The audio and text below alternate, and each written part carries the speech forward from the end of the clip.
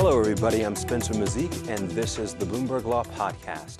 I'm joined now by Naomi Cahn. She's a law professor at George Washington University Law School and the author of Test Tube Families, Why the Fertility Market Needs Legal Regulation.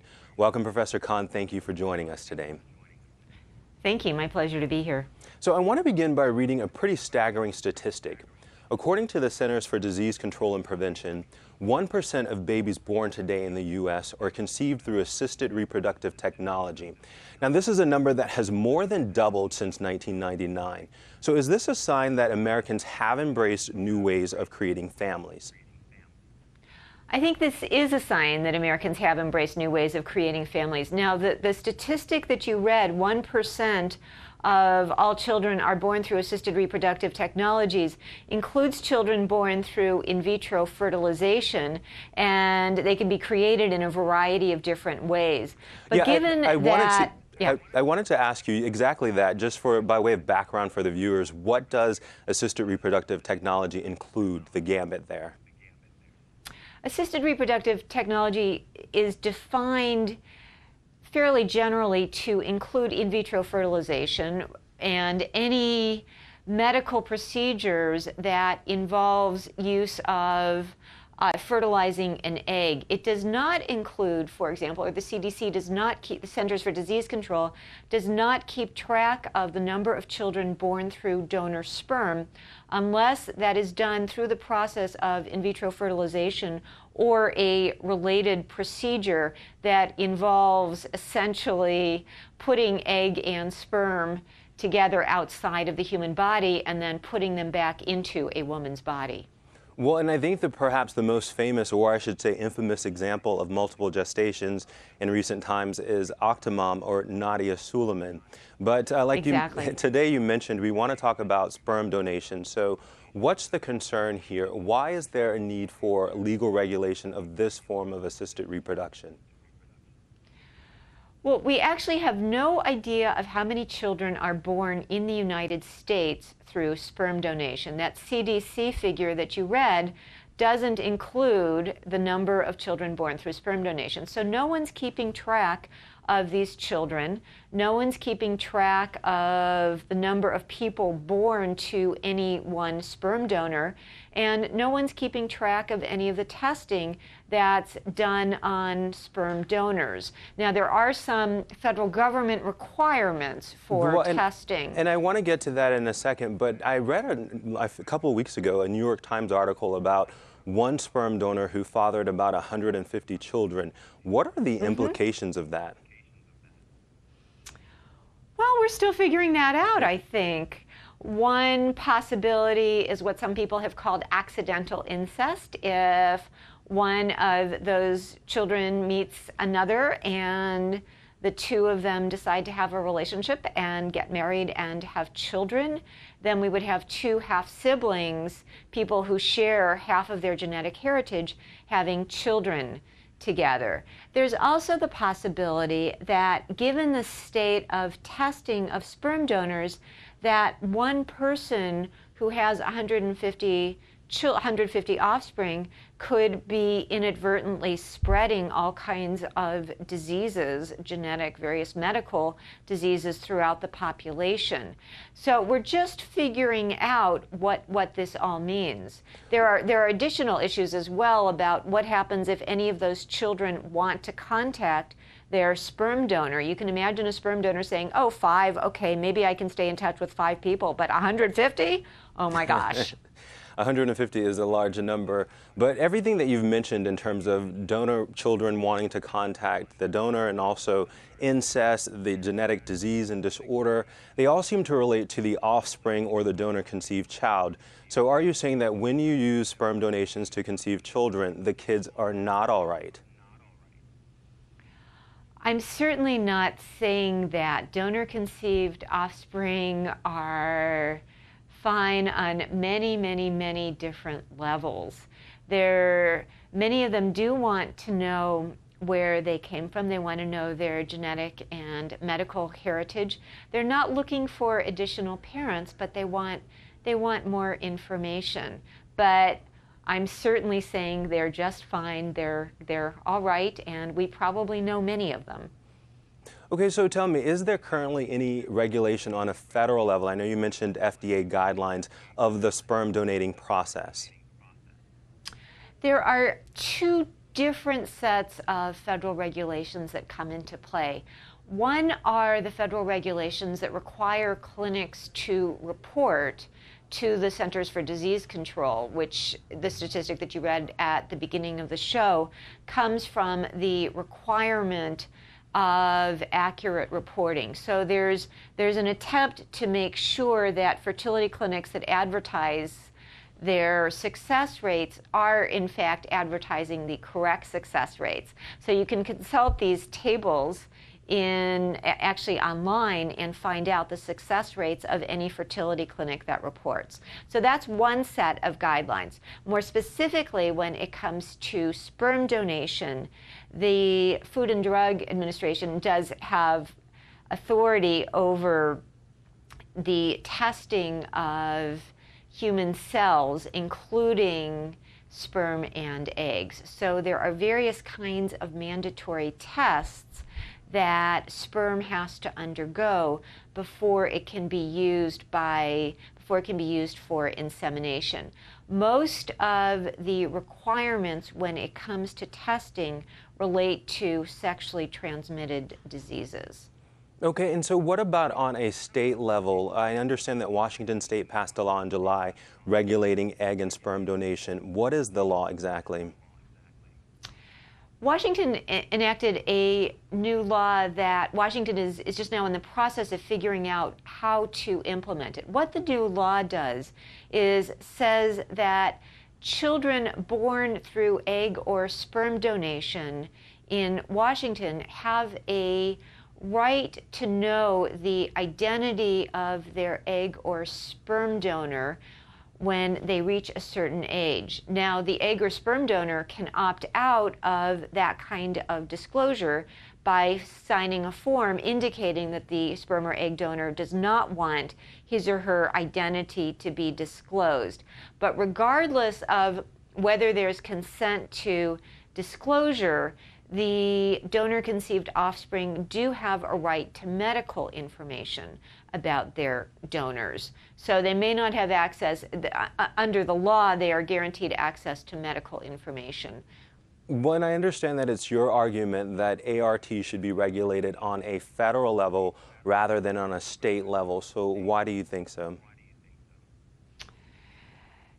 Assisted reproductive technology, when people go to sperm banks or when they seek eggs, they obviously live in one state, but they might have sperm shipped to them from across the country, or for that matter, there's a very, very large Danish sperm bank that's hugely popular. So it's actually an international phenomenon.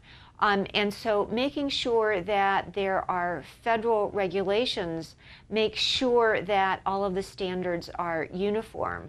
So you can imagine, for example, that if there were a limit on sperm donors, saying that no sperm donor could lead to the birth of more than, say, 50 children nationally, it's very difficult for one state to keep track of that. Someone could be registered in one state, go to a sperm bank in one state, comply with that state's laws, and then go into another state. And in the absence of federal regulation, another state might say, oh, it's okay to have 200, or we don't really care what you did in the other state. So that same person could go on and continue to contribute. There's also states might have different laws when it came to the types of tests that would be required. So what federal regulations or federal laws do you suggest that we adopt for sperm donation? I think the federal government should set limits on the number of offspring who can be born through one donor. I'm not sure exactly what that number should be, but at this point there are no limits, and so we need to develop a process to come up with some limits on the right number. I also think that the Washington state law is a step in the right direction, that offspring do deserve the right to know the identity of their sperm donors when they reach a certain age. Is there any particular age at the age of 18, or would you suggest an age? At this point, the age of 18 seems reasonable given all of the other rights and responsibilities that attach to children. Once they reach the age of 18, that's the point at which they can, in virtually all states, legally enter into contracts, the point at which they can get married, the point at which they can vote, even if they're not yet able to drink. Other countries have said we're going to look at this depending on the maturity of each child. So someone under the age of 18 might be able to get access in another country. I should say that another type of regulation that I think is really important is keeping track of the number of children born through sperm donors. As I said, we have no idea. So what do you say to critics who say that this industry is a self-regulated industry? They have guidelines from American Society of Reproductive Medicine, and that more regulation could make reproductive medicine more expensive, more defensive, and more responsive to insurers rather than to consumers? The fertility industry has a very well-regarded watchdog in the ASRM, and there are guidelines that the ASRM has promulgated, but the guidelines are not mandatory. The most reputable fertility clinics will comply with them, but not all, and the ASRM doesn't have enforcement authority. So, as you mentioned, the physician who helped Nadja Suleman have octuplets would not be directly regulated by the ASRM. So the self-regulating process is not working incredibly effectively, and it's also not, even with the self-regulation that exists, as I said, we still have no idea how many children are born through sperm donation each year. There are still a lot of genetic tests that are not required to be done when it comes to the donation process. And the issues of children wanting to find out more about their donors are just starting to be addressed by the ASRM. The ASRM does... Well, to your point, the CDC study actually did say that about 20% of ART programs follow those guidelines. So you're right, they're not being widely followed. But is this going to increase costs if we introduce federal regulation here? There was a lot of concern when the testing for sexually transmitted diseases rules came into effect in 2005. And people were very concerned that this would increase costs, that this might somehow inhibit the supply. And we seem to have weathered that storm. So I think we should be able to weather this storm. There's a trade-off between more regulation versus more safety. And I suspect that many of us believe that increased safety might be worth a little bit more increased cost. All right, well, we're going to have to leave it there, but thank you very much for sharing your insight with us today, all the way from Washington, D.C. We really appreciate you joining us. My pleasure. Thank you. Joining me now for more insight on this topic is Jason Brox, a Bloomberg Law legal analyst and editor of Bloomberg Law's Health Law Report. So tell me, Jason, are we going to see more federal regulation in this area anytime soon? In the United States, Spencer, this seems to be developing on a state-by-state basis. So you have, as Professor Cahn mentioned, the Washington state law that was passed this past summer. In California, there was a court case that discussed the rights of the donor and said that a donor has to expect that some of his medical information or personal information will be disclosed because they've been through counseling as part of this process that tells them that that's a possibility. In New York, an Assemblywoman, Deborah Glick, is going to be presenting a bill for the 2012 session that addresses this issue, and she'd like to make the donor's medical history available to any donor-conceived children. So, Jason, I get that there are different states doing different things, but as you heard earlier, Professor Cahn said that this needs to be regulated on a federal level. Are we going to see laws on the federal realm here? It really looks like this is going to be a state-by-state process. If you look at it internationally... Yeah, I was going to ask you, what do other countries do here? Do they regulate assisted reproductive technology? Right. Well, other countries, especially in Europe, have been very active in regulating this area. They take two approaches. One approach is to completely remove any certainty of anonymity, and also saying essentially that it's illegal for a sperm bank to provide sperm that is donated by an anonymous person. So they prevent the commercial purchase of donor eggs and sperm.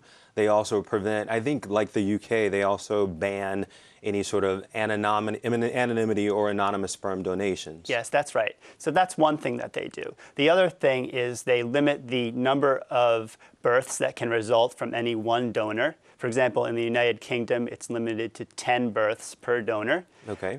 Or they might also say that the donors have to, the donor-conceived children have a right to the information relating right, they to have a right the to donor. that information about the identity, perhaps even the medical history. But Yes. What's been the effect of these pretty strict regulations in those countries?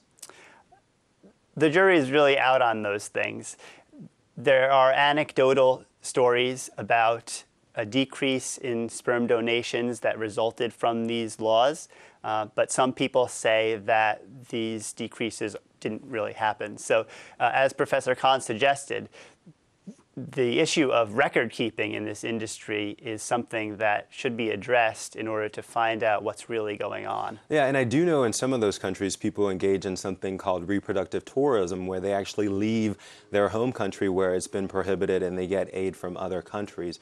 But we're going to have to leave it there, Jason. Thank you for joining us and being here with us today. This was great. Thank you. Jason Brox, a Bloomberg Law legal analyst.